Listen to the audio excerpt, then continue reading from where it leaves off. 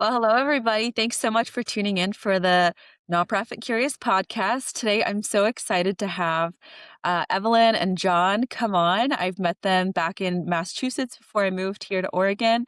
Really great people, super excited for the conversation. I'll have you guys introduce yourself. Evelyn, you're on my screen first, so would you go first and then pass it off to John? Sure. Hi, everyone. Hi, Melissa. Thanks for having us. I'm Evelyn. I use they, them pronouns.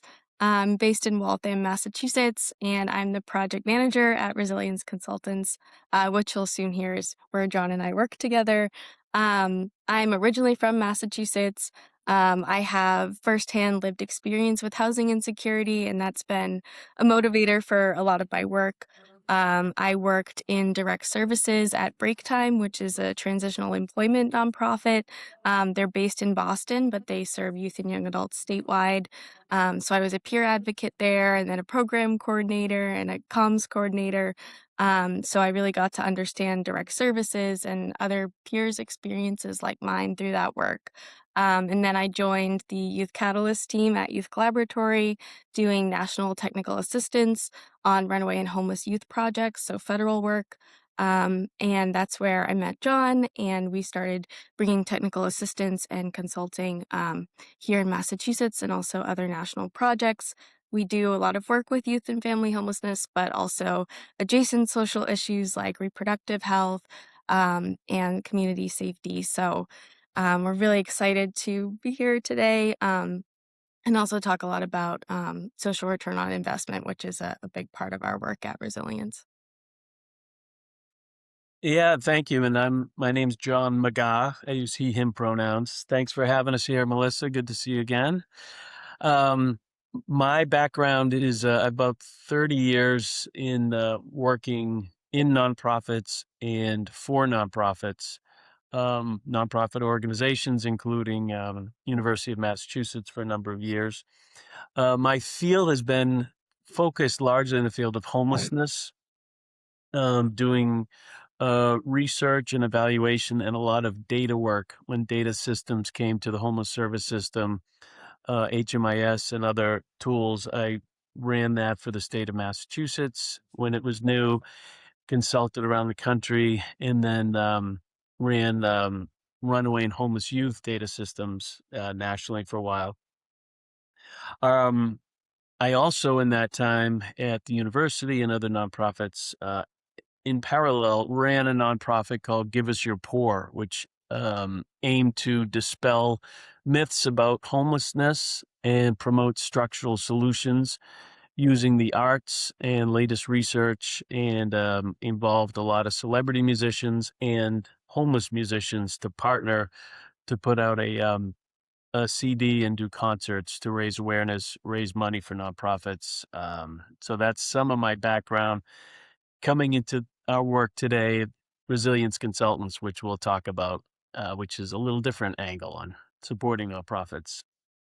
Yeah, thank you guys so much. I appreciate your intros, and now people have a little bit of a picture of who you guys are, and we'll dive into how you guys became passionate about what you're doing, and you can already hear pieces that build Mhm. to this apex of what you guys are currently doing. So, yeah, again, that's why I'm so excited to have you guys on and for everyone listening in to be able to see, you know, one thing we've talked about on Nonprofit Curious before is being able to engage with the nonprofit space, whether you're a founder or a volunteer, a board member, a consultant.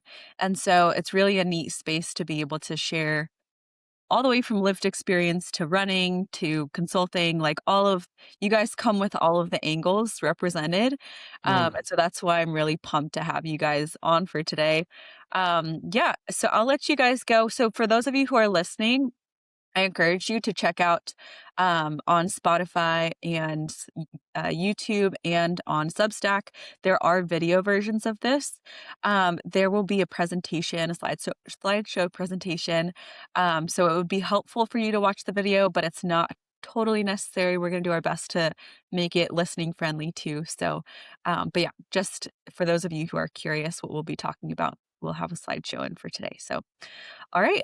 With that, I'll let you guys kick off the slideshow. I'll probably put questions as we go throughout it, but feel free to go ahead and launch that. Okay, sounds good. Well, I'll kick it off with just a little bit about specifically resilience consultants and the work we're doing now. This is Evelyn and myself are the team. Um, we're the full-time team, but the other partners, consultants we bring in, experts that we know in the field with lived experience, with lived expertise, or with other skills in the work that we're doing on a project by project basis. But Evelyn and I are the core team. Um, we noticed there was a need in the field for support around not only subject matter expertise about running nonprofit organizations or helping federal government and state government think about how they run programs and fund programs.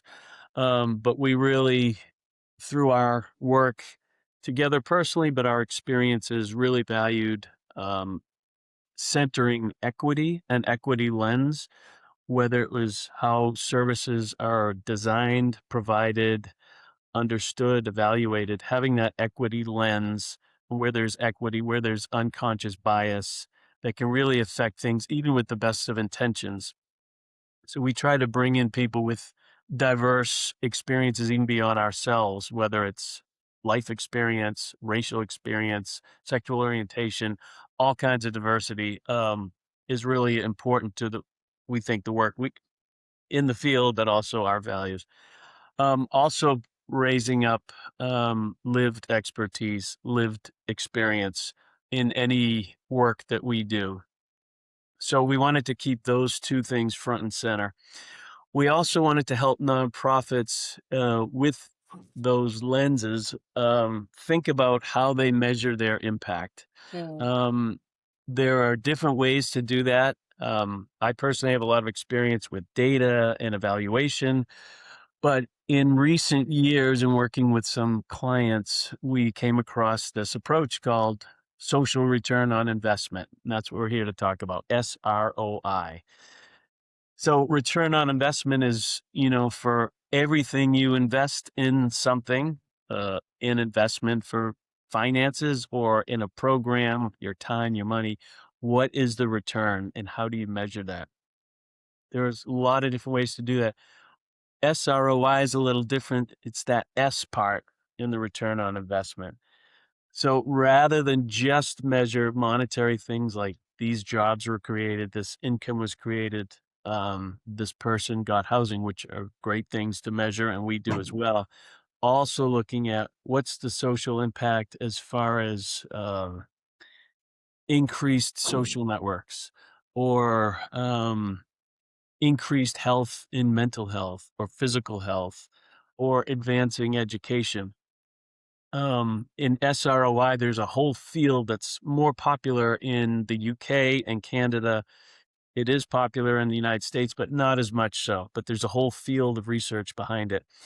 We want to talk a little bit exactly about what that is today, why we think it's special. And again, we apply this SROI analysis with an equity lens and really valuing people with lived experience receiving those services to help us define that value.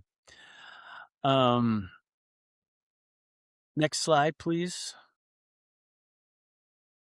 Okay, so let's look a little bit about break down a little bit what SROI is. So,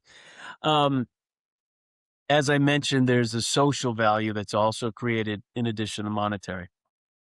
Big picture is we're going to do an analysis of a program and say it's going to be qualitative. What's the essence of this program? But it's also going to be quantitative. And ultimately, we're going to review the design and say for every dollar invested, it generates, say, $6 in value. And when we determine that value, it's not based on best thinking, what feels good. It's really based on literature, studies that look at some of these social returns and say, this value has been determined. It's very conservative in how we get that value, so it's never overinflated, and it's very transparent on how those things are determined. So here's a slide that just talks about the basic formula. So I mentioned what social value is. We determine the value of it based on research and science.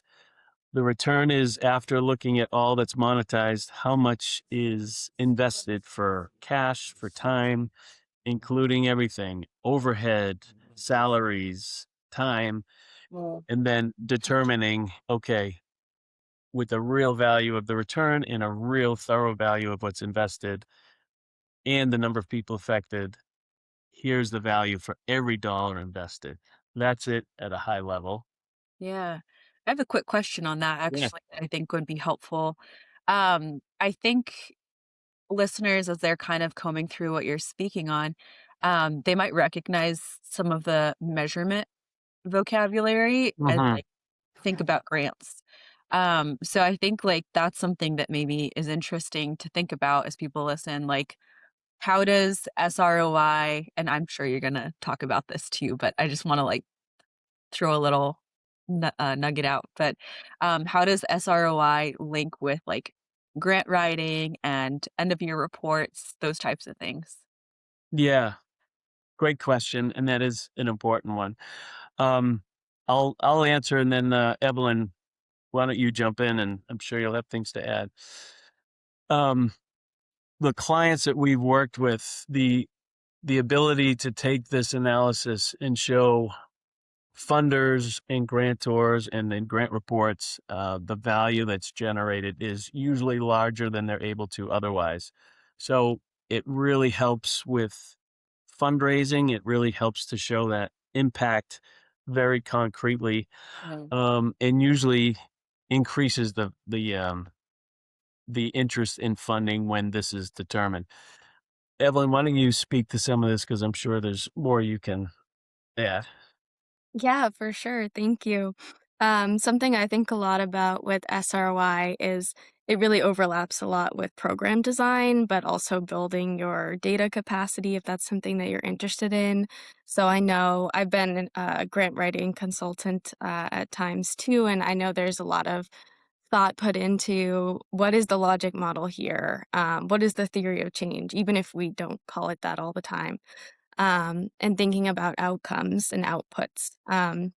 And so if we're doing a lot of that work, qualitatively putting this into a grant, and working on that design, this is a great way to add a quantitative metric, where we're going to be talking to, if we're the consultants, for example, different clients, but also leadership, staff, and community partners, and getting a real picture of the social systems that you're impacting.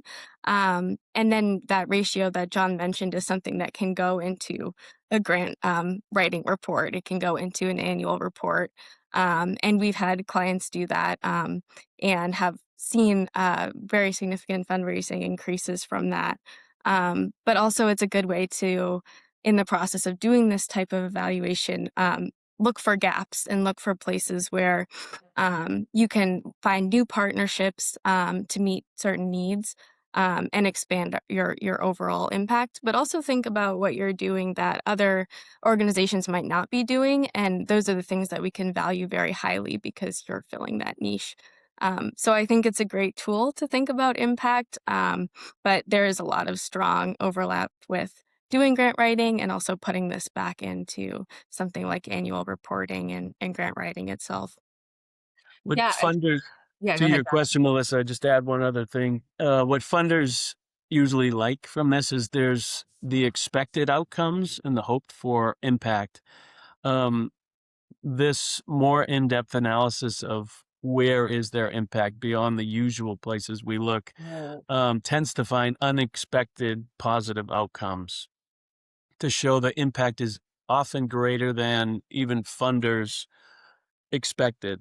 And to document that and show we're meeting the goals of the grant, not always, but often that is the case. But then there's these additional impacts that weren't intended, weren't thought about. But when we go to the person who's receiving the service and value that lived expertise and say, well, okay, this is what the grant wanted for an outcome. Do you have this housing? Do you have a job certificate? Do you have advanced education? Great.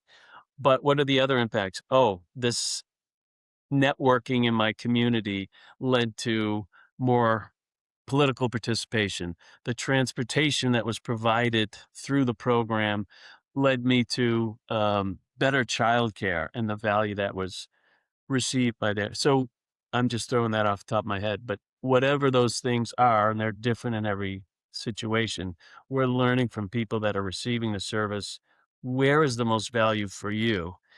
And then if we can put value to that through a literature review, through the science and the reporting that puts specific value to that, then it can expand. And to your question, funders are rightly happy to know that. And it might affect the design of, hey, we didn't focus on that. Let's put more of a focus in this area, which we Mm. hadn't thought of.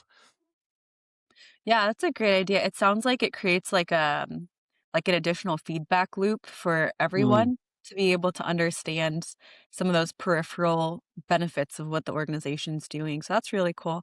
I have one more question, then I'll let you get back to yeah. continuing. But this one's maybe a little facetious and cheeky, but is there ever like negative SROI and I'm assuming you guys have some experience with like you talked about having conservative measurements for things, and I'm curious if that's where that comes from or if there's like, I'm sure like you're saying when you start measuring these things, you notice things that you wouldn't otherwise take into account. So I'm curious to hear what your thoughts are on that. The answer is yes. We really look at every turn to say, where is their value? Talking to all the stakeholders, and then our own experience of where to look as best we can. But there's sometimes the reality is there's a negative return on investment or a break even. And Mm. the expectations are we're creating this additional return, social return on investment, but it's just not there. So we can't make it up. In that case, that's also telling. Like we're putting in all these resources. It's a very thorough review, and maybe it's breaking even. The return is a dollar for every dollar put in. And what does that say? Is it the nature of this desperate situation? For example, individual emergency shelters can be have less of a return. People are sometimes have more complex issues that they find themselves on the street, more complex background history with landlords and tenant histories that are tough to overcome, less resources for individuals, um, and a lot of resources can go into support folks with complex issues, complex traumas, whatever. Um, so, what needs to be done differently? And what do funders need to know if it is just breaking even? There's value in that too, but it's, as your question implies, where it's about reality. So we don't inflate things if it's not there, but it can be helpful even to know that. Yeah, thanks for Yeah. sharing that. I think even just like in my own work with clients too, I'm always encouraging people to measure always. And I think especially when they're starting out brand new, inundated by the fire hose of starting an organization, um, recording all the little things is not their favorite option to spend their time Yeah. on. But to your point, I think it does paint a really clear picture of what you don't you can't fix what you don't recognize is broken. Hmm. So that's something that I really appreciate about your guys's, like, proposed model of SROI is, um, yeah, it's a reality check, it's a gut check, like, what's going on, and having a negative or a, break even SROI, like, at least from my understanding so far in this conversation is it's not failure, it's information. Yeah. It's a So I great think way to put it. yeah, and so I'm hoping people will kinda take that away from listening in and just feel encouraged, like, "Hey, it's worth measuring, it's worth paying attention to these, numbers and indications," and it's just like, "Hey, this is how we can tweak things, here's how we can fix things," Yeah. or where maybe even, like, when to hire a consultant, even of, like, "I'm getting a negative SROI, I'm consistently breaking even or less." Um Yeah. how do I change this? I have no idea. That's really where I think a consultant can be a really powerful investment. Yeah.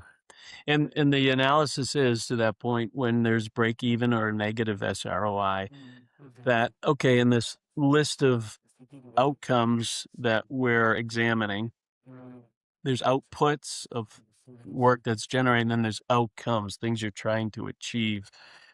That's where the real value is. And if there's some of those that are producing value, but all of your resources are going into certain tracks that aren't, it implies a shift of where you want to create that value for the people you're ultimately supporting.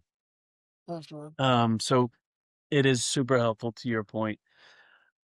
One thing I haven't mentioned, when we look at value and the overall return on investment, it's not just for the individual or their families, although that is that. Like, what's the value they're creating in their personal advancement, job, health, et cetera, the things we all have in need in our lives. Um, and then multiply it by the number of people experiencing those outcomes. But we're Mm. also looking at what's the benefit to the government. So is there benefit, public benefits that there's savings or there's increased tax input to the community, to the state, um, the government level. So individual and family, government, and then to the community. Are there benefits to this organization in the local community, better partners, better employees, more engagement, lower crime, things like that. We can also value and show at those three different levels where there's return. Yeah, So that goes into it as well. amazing. I love it.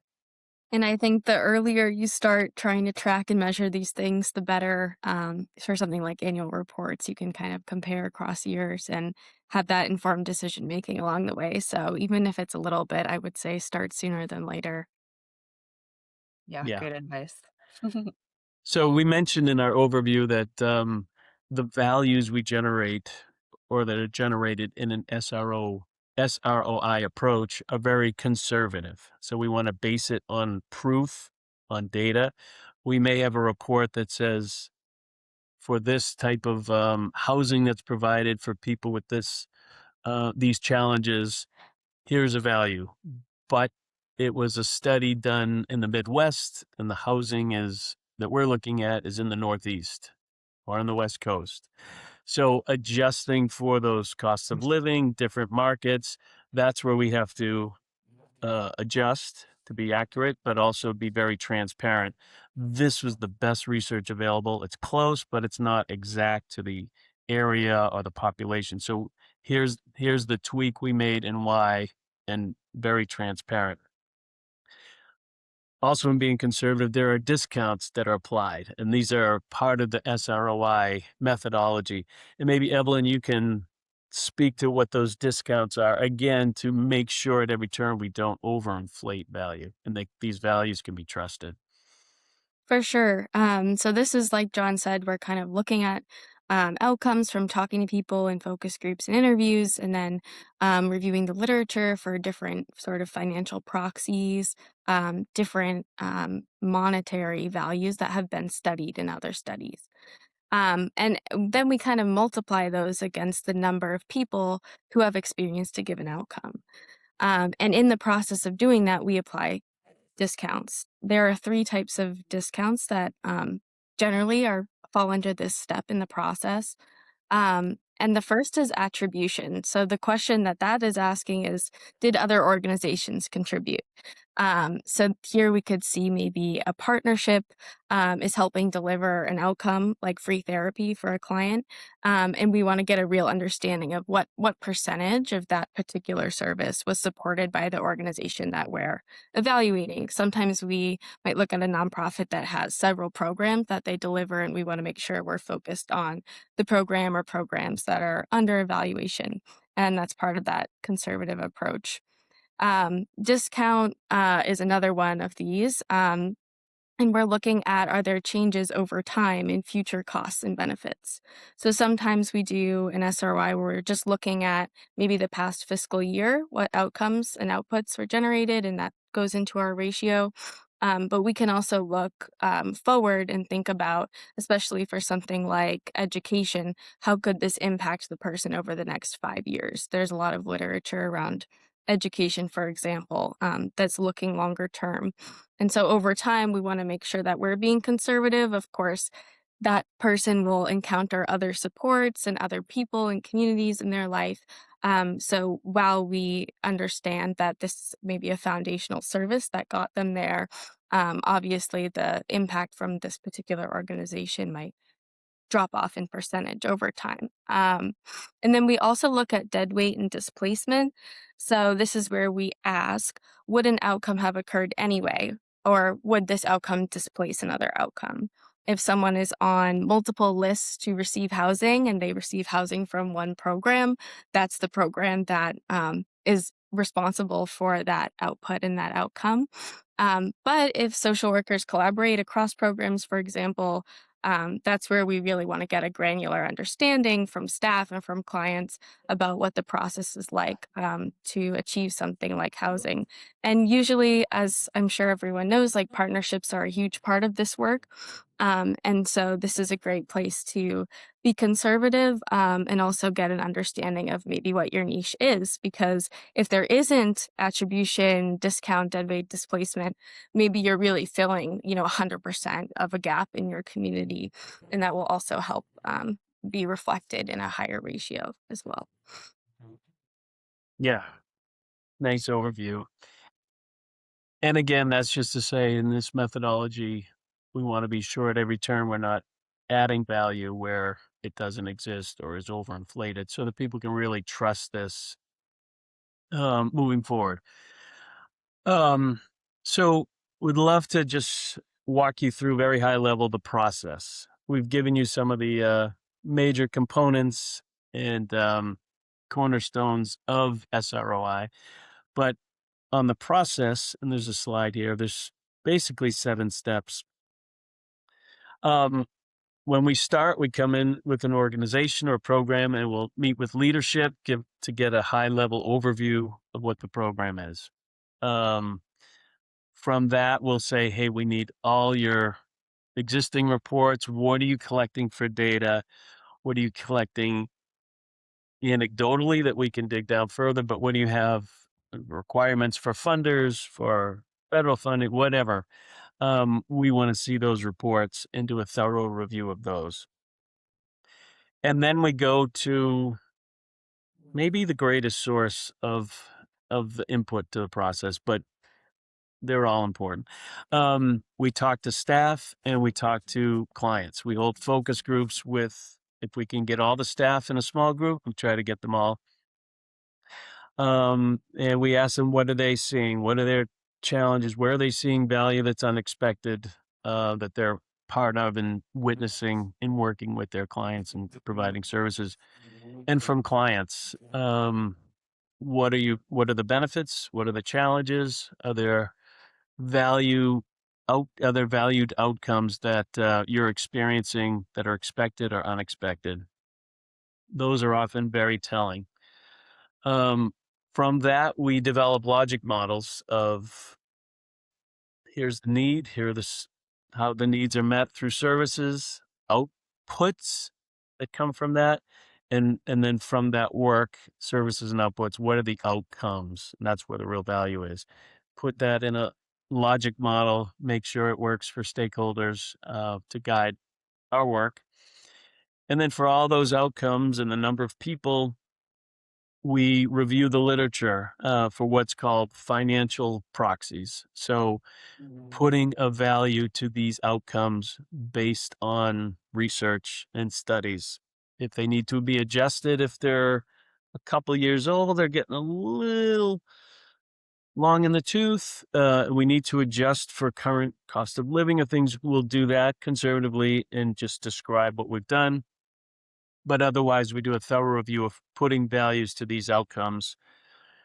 And then we conduct an analysis. We look at all the money and resources that are put in to run this, that are invested in every cost, and then look at every outcome for the number of people provided, and then we generate a value of for every dollar invested, this monetized value is created. So in some cases, it's been for every dollar, $6 of value is created.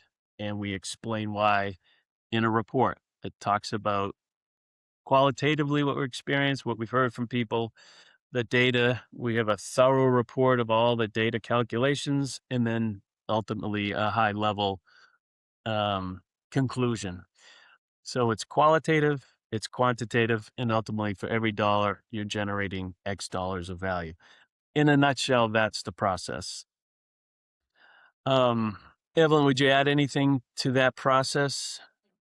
I think something that's notable is when we come to the final ratio, we also show a breakdown by stakeholders. So, like John said, we talk to clients, we talk to government, local, state, even federal through the literature. And then we also look at community and community partnerships. And so when we do the calculations, we keep track of what is where, and then we have usually like a pie chart, so you can see through the ratio, how much was going to the client in terms of social impact versus other groups. And so that's another nice level of detail that we can provide too. Yeah, great addition. I will add, Melissa, you mentioned feedback loops, which are so important, particularly for ongoing improvement of any nonprofit. Um, we're big believers in feedback loops. But one thing that we work with our organizations to do is look at, okay, what are you collecting for this analysis? But ongoing, could you better collect different pieces of data? As we learned from clients, maybe transportation was more valuable for these reasons than we understood. Let's collect a little more granular data um, and make it integral in the data collection process, ideally without overwhelming clients, staff. You want to find that balance of getting the data that you really need to be useful without overdoing it, because you need to have a process that's doable and people don't resent the data collection. So, tweaking the data and constantly improving how it's collected so you can do this ROI analysis quarterly, yearly, whatever feels realistic. Before we dive back into the rest of this conversation, I wanted to talk about the most important asset in your organization, which is you. We talk about sustainable systems, but you and your mission cannot run on an empty tank. That's why I have partnered with Live Body as an ambassador. They make clean, plant-based fuel that helps me stay resilient through the high-stakes work that we do, helping our world every single day. So I wanted to share my three favorites. They have a gut health line, so a lot of founders, it really hits our stomach first, and so having the gut health line, such as their Relief and Biome, are supplements that help keep me feeling balanced during busy weeks. The strawberry kiwi creatine, which is such a mouthful to say, is my go-to mental clarity and focus treat. It tastes so good, and it's so good for your brain health. So it really does taste incredible and helps me stay focused during my long strategy planning sessions. The last thing that I have to recommend, and has been my holy grail for 3 years, is a nightly ritual that helps me unplug and quiet my nonprofit curious brain so I can wake up refreshed, and that is the Live Relaxed Sleep Tea. I get the lemon tea flavor. The berry flavor is also really good. But again, I've been using that sleep tea for the last 3 years, and it is so good. It so works.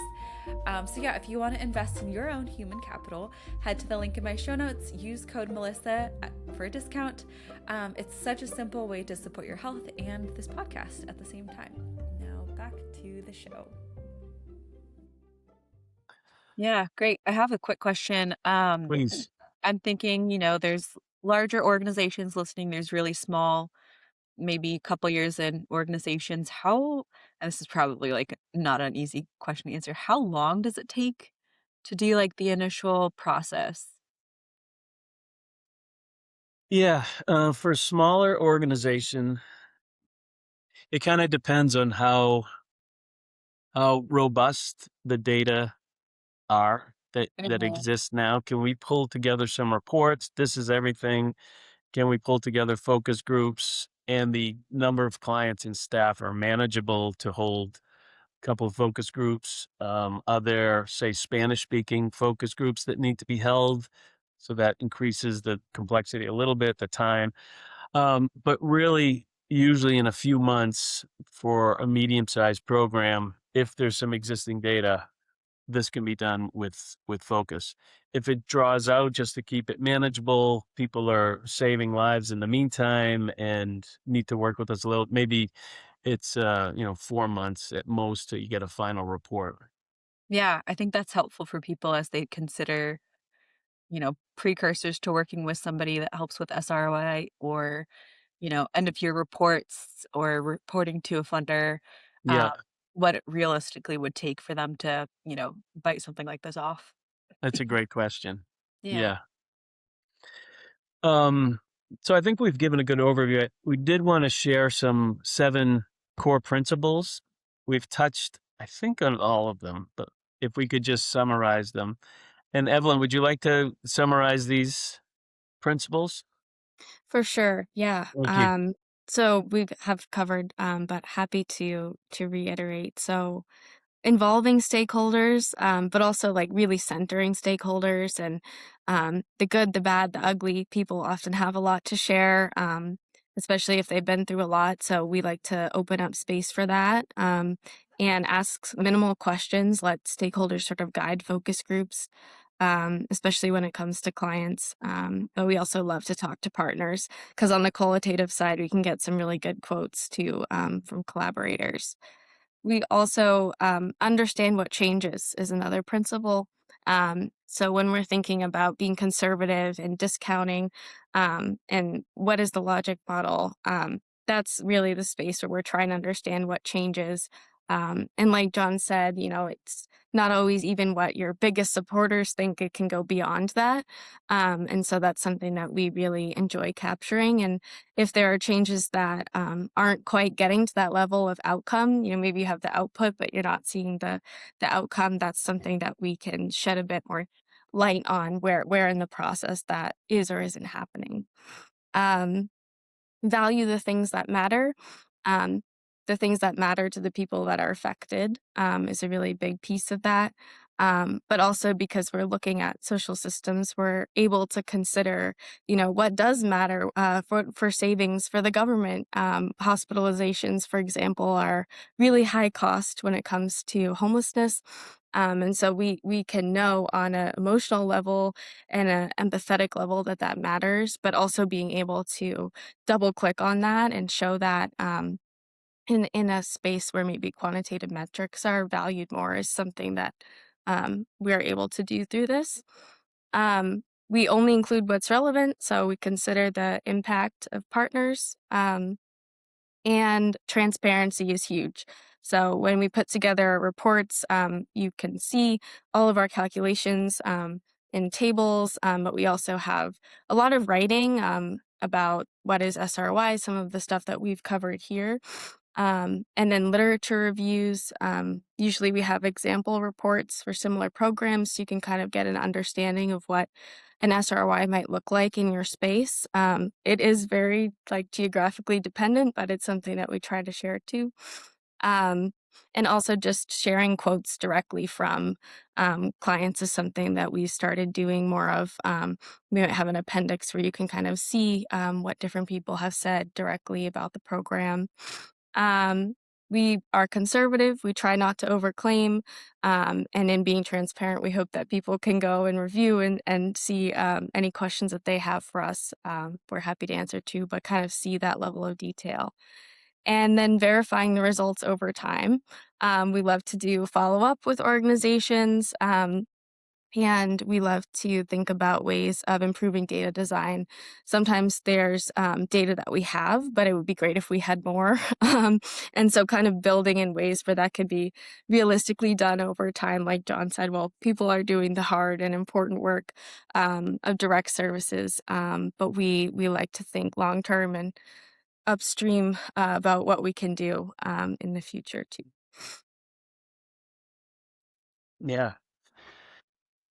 So just wrapping up, we've mentioned some of the challenges. It's finding those research financial proxies, the evidence to say what this, with some certainty, what this is valued at, if they're outdated geographically.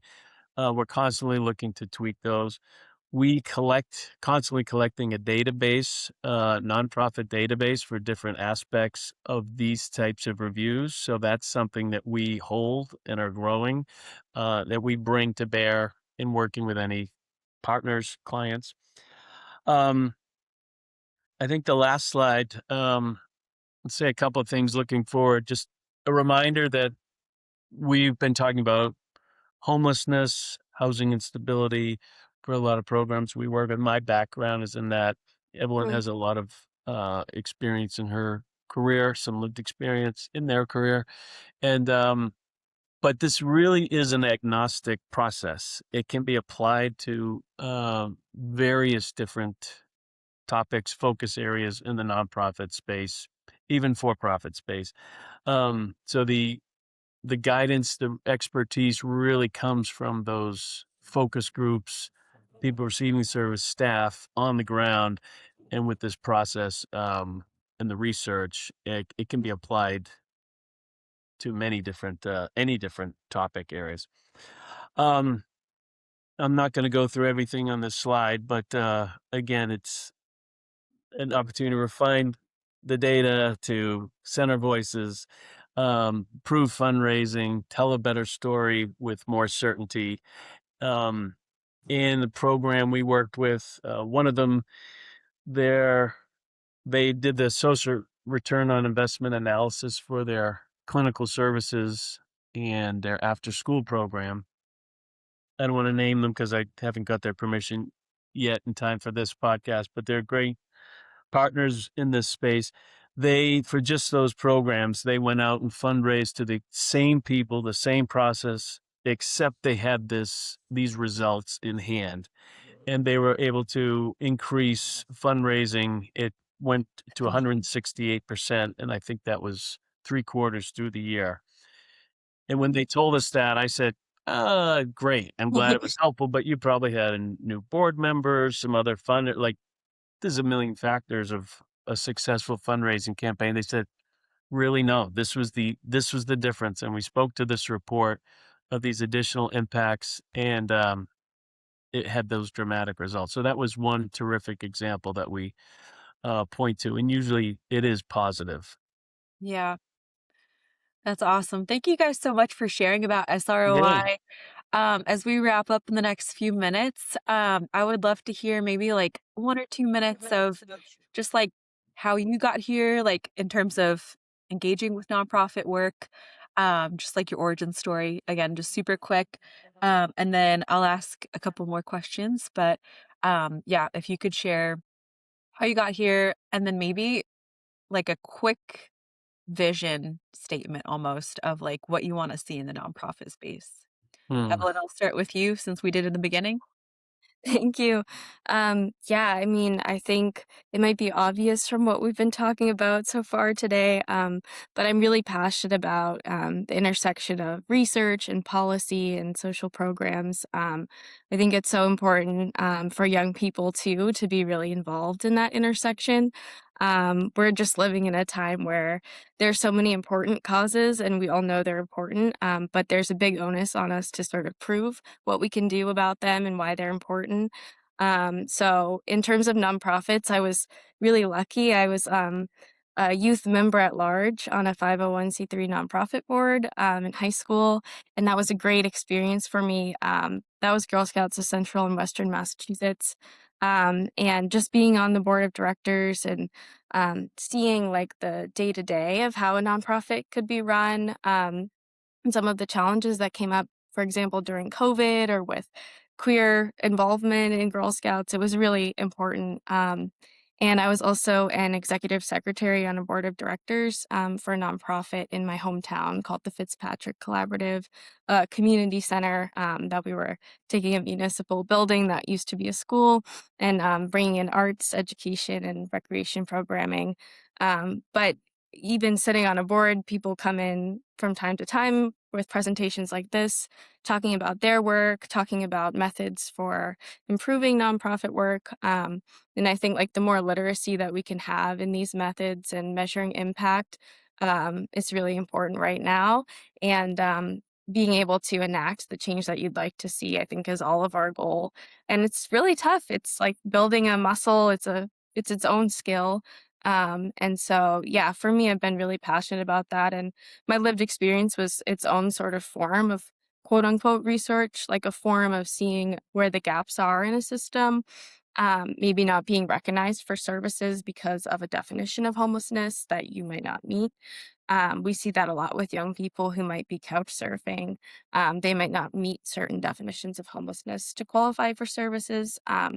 And so I think like blending different forms of expertise is really, really important. And that's something that I've been really lucky to do with John at Resilience Consultants and also through meeting Melissa. So, yeah. Yeah, and my origin story of coming into the nonprofit space in this work was I was a senior in high school, had graduated, and it was the summer heading into college. And I had a job, and a colleague said, "Hey, my church volunteers at a soup kitchen on the weekends." And I was really intrigued with homelessness at that time. This was a while ago when I was graduating high school. You're both nodding, like, yeah, that was a long time. Um, and homelessness was really visible, and it really shook me. Like it was like the Great Depression that I had studied, but here it was around us and in the news. And so I went, and I was kind of nervous of, you know, the person running it said, "All right, we're about to open these doors to our group of volunteers, and we're going to treat everyone with dignity. You're going to see all walks of life, and we're going to treat them like the finest restaurant." And I was nervous. These other people are going to come in, and the doors open, and sure enough, families, children, adults, all walks of life. And I remember one man who was a veteran was asking about me. "What are you doing?" I said, "Well, I'm starting college." "What do you want to study?" I said, "History."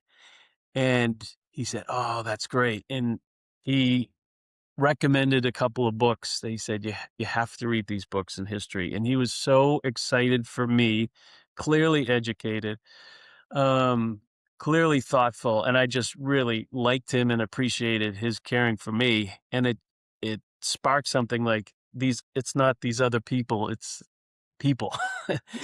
We are people, and we need some supports, and sometimes, yeah, we all do in different aspects of our lives, and we need love, and we need different things at different times when we're in need.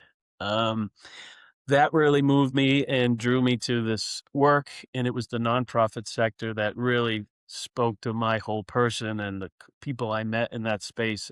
This is where I need to be. Vision for the future.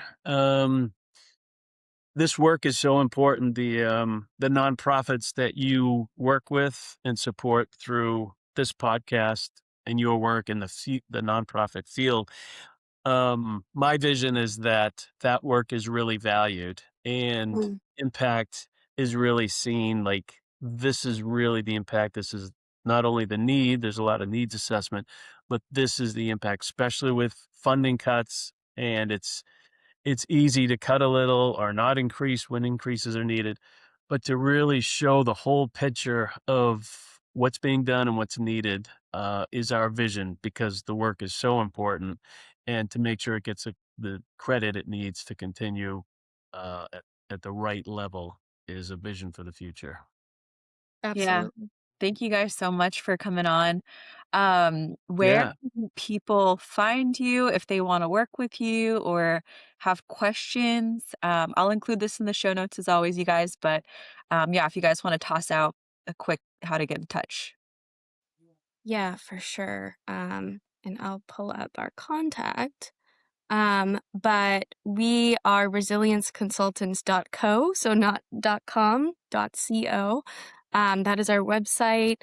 Our emails are john.mcgaw.consultant@gmail.com and evelyn.bagley.consultant@gmail.com. And our LinkedIn is resilience-consultants. And we would love to get in touch. Happy to connect with anyone who's interested in discussing further. Yeah, Yeah, thank you. not just to hire us, but if you wanna work, in that way, great, but, if we can be thought partners in what you're thinking about and how you're looking at this, if SROI is a good fit for you, we're happy to have that conversation. We'd love to, and if we can work together, great, and if not, reach out as well.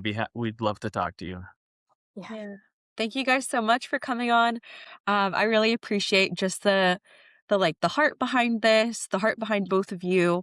I think this tool, this process that you guys shared today is so powerful for sustainability in nonprofits, for growth in nonprofits, and like overall impact. I think is going to be refined for anyone who follows these processes and follows what you guys are doing. So thank you again so much. And who knows, maybe we'll have you on again sometime. I feel like there was so much we could cover even beyond this. Thank That you would be so great. much, Melissa. What you do to support the field is really fantastic, so thank you. Of course. Thank you, Melissa, and thanks everyone. All right. Talk to you soon. Bye. Thanks. Sweet.